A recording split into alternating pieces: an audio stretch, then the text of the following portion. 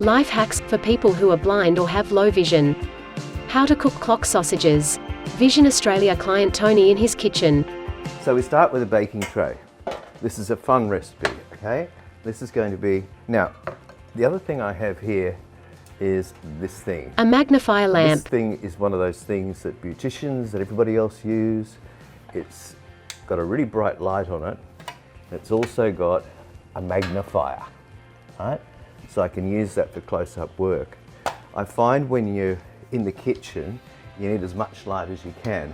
Over my stove, on my cooktop, I've got one of those. So I get as much light as I possibly can when I'm cooking. So I'll just pull it up a bit. Now, the start of this recipe is 1 tin of just plain old crushed tomatoes. All right, just tip those in. There's really nothing to it. It's a great, great recipe. Now, if you want to, Shakes the pan. I'm going to add just a little bit of port, okay? Now, often recipes ask for red wine, okay?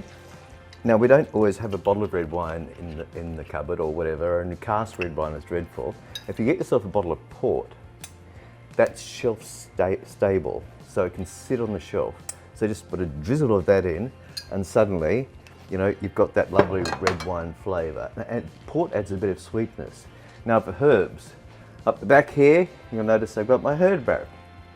Everything is in order. I've got rosemary, thyme, basil, I know where it is. So when I go to pick it up, I know where they are. That's one of the really most important things in the kitchen, is having your kitchen organised and simplify the space in your kitchen. So I've just sprinkled a little bit of rosemary. I knew what that was because that was the first one I picked up on the left-hand side of my herb rack. A little bit of thyme, just a sprinkle, and then when you're cooking, put it all straight back as he drops it at the back, but that's okay. So there we go. There we've got our tomatoes. That's the basic. Now today, here we go. This is what I call clock sausages, right? For a couple of reasons. We've got little potatoes. If you don't have little potatoes, get some large potatoes and quarter them, and you just lay them down each end. 1, 2, 3, 4. That's for one portion, okay? Then we lay them down. 1, 2, 3, 4. That's for the second portion. You'll get what I mean as we go. Then we pop in some mushrooms. 1, 2, 3, 4. This is all going to make sense in a moment. Then we get more mushrooms. 1, 2, 3, 4. Okay? Now these are the portions. Okay? So when you come to cook later, you don't have to be searching. Serve later, you don't have to be searching. Now I've got some sausages here.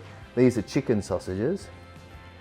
You can do this with any sort of sausages. You can even put in some lamb cutlets or some, you know, any sort of meat, some chicken thighs or chicken breasts. But the idea is we're cooking it all together, right? In the one pot. And tongs, long tongs are very handy to us for getting stuff out. Now I'm going to pop that in there. Pop those in there. Come back to you. Now we're going to do a bit of chopping. There's just a little bit of chopping to do. I've got some carrots here because I want to do a little bit of basic knife skill stuff with here. Okay, when we're using a knife, now you notice then I just put a white chopping board on top of my wooden chopping board. What that does is that gives me a lot of contrast. So when I'm looking, so if I put that there, it really doesn't, I can't really see it against the, you know, the background. So I put it on white. Now, when you're using a knife, hold your knife like this. Most people hold a knife like that. No. Hold it like this. So you've got the grip of the knife, you know. So you've got control this way as well as that way, right? So, and your fingers, always imagine this is a bird caught in a cage, right? Never have your thumb out, right? Have your fingers like that, and your fingers are like that. Apprentice chefs always cut their thumb because they don't do that. So the thumb's the bird in a cage, right? Use the tips of your fingers, and just chop the top off, chop the bottom off. That's going to go to rubbish. And then we're going to do a basic chop of a carrot. Once again, holding a knife like this. Now just cut it in half. We're not going to try and do fancy Cuts along the length of the carrot. little matchsticks or all those sorts of things. We're just going to chop up our carrots. I've pre-washed these, give them a bit of a scrub, and all we're going to do is just chop them like this, this, this, this, and this. So you've got some nice little carrot sticks. Do the same thing with this one. Easy, easy peasy. So see, by using the knife like that, you'll see. The other thing I want you to really take attention to is when you use your knife, rather than use the tip of the knife, a lot of people cut like this. The best thing to do is use this part of the knife, which is closest to that part of that hand. So your hands are working together. So you're using that part right next to your hand, and you're just chopping. And it says here, there we go, it's working perfectly. So we're just doing some basic carrot sticks here. So I'll just do this one. But again, thumbs away, fingers are just holding it just by the tips. Okay, so there's the carrots, they're done, okay? So we take a handful of those, that's one portion, that's the other portion, and then we bring that back onto the chopping board and we put those down the side, okay? So that's a portion for one person, a portion for the other person. Then, we want to put in some green veg. This is fun. I wanted to show you this. I love Brussels sprouts, a lot of people don't. With Brussels sprouts, what you do is you cut them.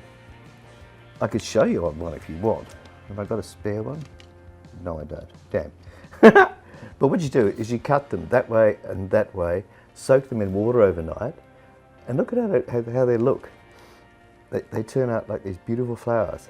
So you just plonk those in amongst, again, one portion at one end, one portion at the other end, okay? So there's your meal all ready. So when you go to serve, everything's there. That portion goes that way, blah, blah, blah, blah. So what we do with that is simply oh, he's so good. Grab some foil. Thank goodness I've got some silly tips and tricks for that. Grab some foil, pop it over the top, and then we pop that in the oven. So I've now covered that with foil. Now the great thing about this, you can prepare this the night before, and put it in the fridge and have it ready to go in the oven. I just whack it in the oven, at my oven about 200 degrees. Depending on your oven, my oven seems to work differently. We all have different temperatures in our ovens, but leave it in there for an hour and I'll show you the finished result in a moment. I hate it when they say, here's the one I prepared earlier, but you know, for today. Now when you're taking the foil off, just give it a quick little fix like that. With your socks on, take the foil off from the back so the steam is not hitting your face. Now this needs to go into the oven for another few minutes. Okay, remember we called these clock sausages. Now the way I arranged them in the pan was potatoes for one portion, mushrooms for one portion, zucchini. This one I've done slightly different vegetables to show you a different way. And everything's at each end of the pan. So instead of trying to fork through and find everything, you know exactly where everything is. So the clock method is sausages are at 12 o'clock. Potatoes are at 6 o'clock. You can get them balanced on top of each other. And my carrots are at 3 o'clock. That's just for one portion. And then my zucchini are at 9 o'clock. Then I just nestle the mushrooms. This really is a great way of doing stuff. So, you know, you can say to people, you know, your meat is at 12 o'clock, your veg is at 6 o'clock, your other veg is at 9 o'clock, etc. So in there, I've got another portion for another person. I'm going to leave that there. What I do is then, to make it all look pretty, I just take some of that sauce and I pour it over the sausages. And there you go. How's that for a great meal, all cooked in one pan with absolutely no effort whatsoever? The only difference I did with this, remember before I put the Brussels sprouts in, which had floured up. This time I've done zucchinis, which I've cut on the angle. And instead of a tin of tomatoes, I used a packet, I cheated, a packet of gravy sauce and some barbecue sauce. But that looks great, and you know everything is on the plate. See more life hacks. visionaustralia.org/lifehacks. Powering your independence.